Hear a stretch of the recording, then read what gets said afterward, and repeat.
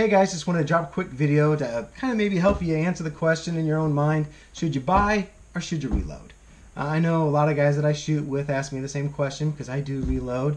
They ask me, is it worth it? When you crunch the numbers, is it worth investing in the equipment to reload versus just to go to the store and buy, maybe catch a sale and buy a bunch of bulk ammo.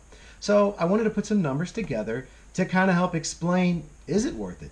So what I've done is I've taken and compared 1,000 rounds because that's what you kind of like to have or have on hand, or it's just a good round number that we can figure with. So I wanted to start out with Winchester White Box, then compare Blazer Brass, then compare MagTech, and then compare it to how much it would take me to make 1,000 rounds. I know there's a lot of other rounds out there. There's some poor quality, and there's some cheaper stuff out there, but this is stuff that I would run through my firearms, and I really particular about what goes through them, and I don't want to put a nasty dirty round through there.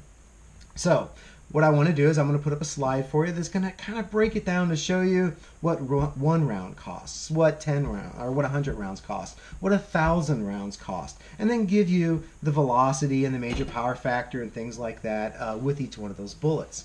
So in this first slide, what you're going to see is I'll compare what it costs one round. So, I went to like Midway USA and Cabela's and, several other places and compared how much, 1,000 rounds would be. And you can see from the highlighted piece in the slide that, for about $270 or $65, you can get 1,000 rounds of Winchester White Box. Now, if you want a Blazer Brass, it came out to about $242 and some change.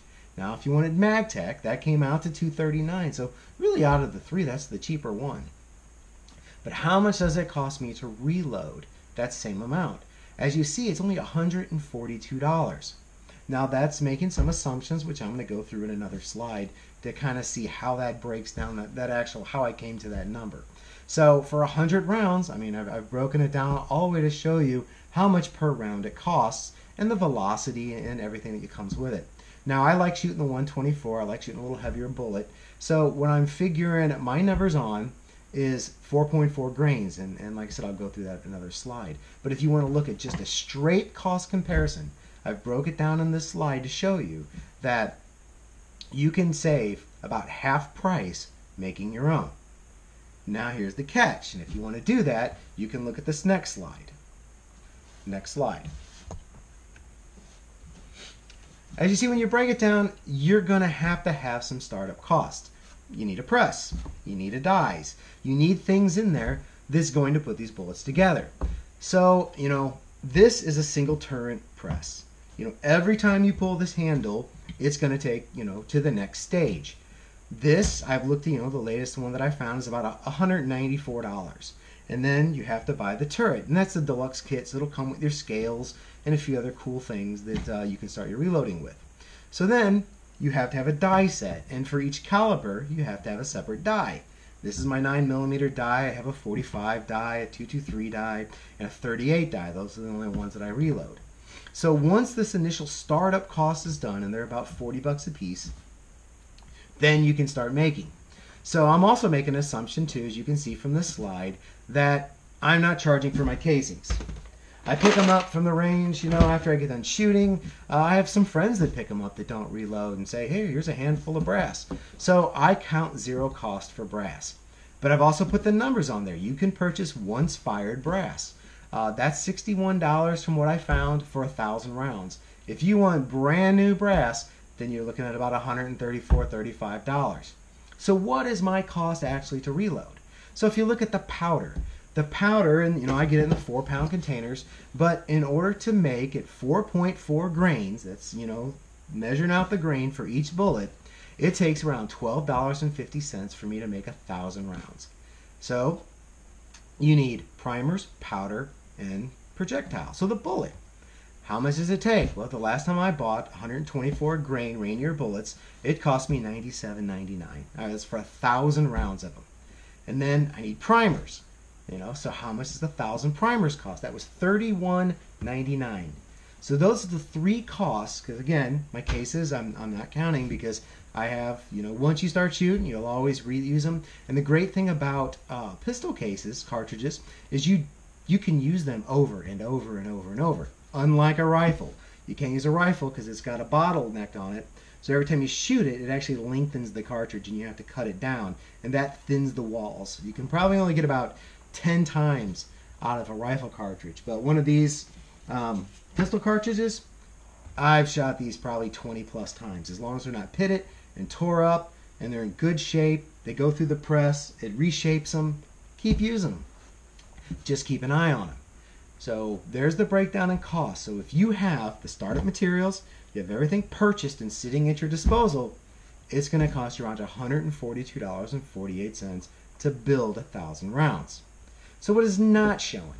Well, this is a single turn press. Like I said, every time you pull it down, it makes one round.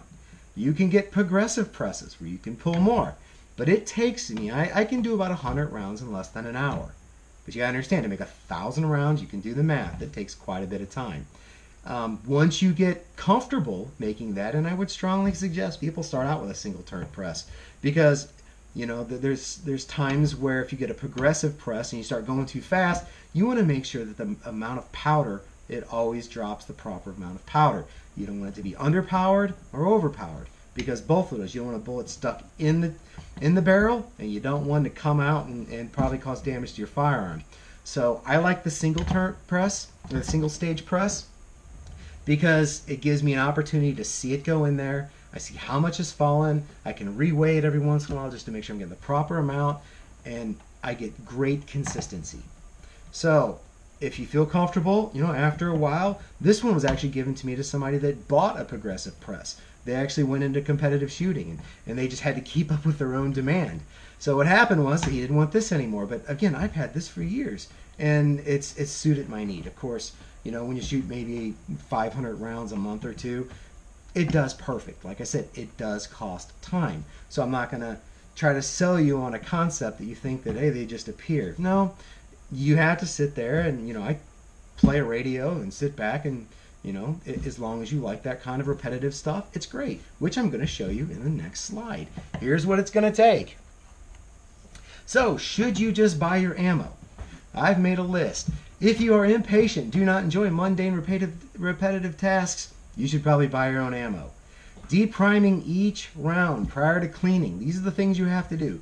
Cleaning the rounds with a brass cleaner, drying and polishing them in a tumbler, inspecting them for imperfections, spending time to reload each round, and random sampling the weight for accuracy. So you have the money to spend and you don't mind if the stores run low, you should probably buy your ammo. But again, you have to clean your brass. You have to put it in a tumbler. You know, I got some brass cleaner here, so once you run it through there, wash it, dry it, inspect it. This stuff takes time. You have to deprime every round to get the old primer out so you can put a new primer in. All that takes time. Do you want to reload? Should you reload? Do you like consistency in your rounds? Do you like it that when you shoot it, you know you're going to get the same consistent performance every time? You don't have to worry about different brands or what the store had or what they had on sale. You are consistent every time. Pride of ownership and accomplishment. I throw that in there because when you look at a freshly made, 100 rounds sitting there ready to go shoot, it's just pride of ownership. Do you enjoy precision? I mean, you're measuring stuff down to the grain, and you want the overall length to be so long. I measure it down to 1.125 for my overall length on a 9mm with a pair of calipers. I mean, if you enjoy that, that beautiful consistency in measurements, you should reload. You always have ammo on hand, and you can make up a bunch. You don't have to worry about going to the store. If the store, we had incidents like we've had in the past couple years where you just can't find ammo. Guess what? I had plenty of ammo. I just made whatever I wanted to. You just stock up on the pieces and parts. You always have it. So these are things to think about. You've seen the cost. You've seen that it's half price. I've ran the numbers. It just takes patience and time. And if you enjoy doing that stuff, then I think you'll really enjoy reloading. Something to think about, guys. Give me your suggestions. If you reload and like it, you have a special little recipe that you use that you enjoy. Like I said, I use Universal Clay. Well, now it's Universal 4.4, which is the max load from the Hodgkin sight. And I use the 124 Rainier bullets with, random brass casings.